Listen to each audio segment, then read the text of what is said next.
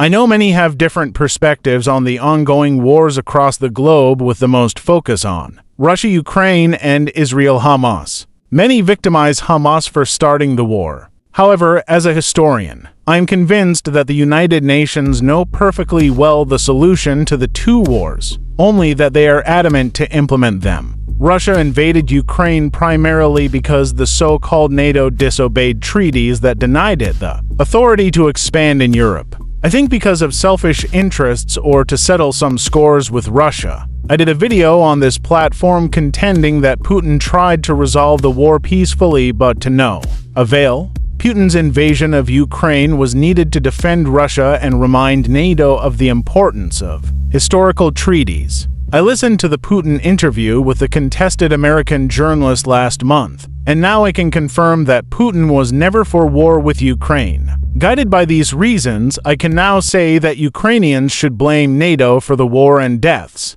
NATO must prioritize lives over interests. Then on the Israel-Gaza war, my history, if it serves me right, says that Palestinians are being killed in their home. Israelis were welcomed in Gaza during periods of turmoil. They then decided to lack morals of a visitor and disrespect the homeowners. They now want to own the Gaza Strip, a region where they were once welcomed as refugees. I lack an appropriate term to call this. I even don't know what to call this behavior. However, I believe that they decided to bite the hand that fed them. Although to some extent the Hamas are labeled as a terrorist organization, currently they are doing everything possible to protect their home and culture. Apart from the historical understanding of this war, I also believe on religious motivation. Israelis, being majorly Christians, might be on a course to undermine Islam in the Gaza Strip and declare the region a God country. Besides these arguments, I want to categorically blame the United Nations and the United States for constantly blaming the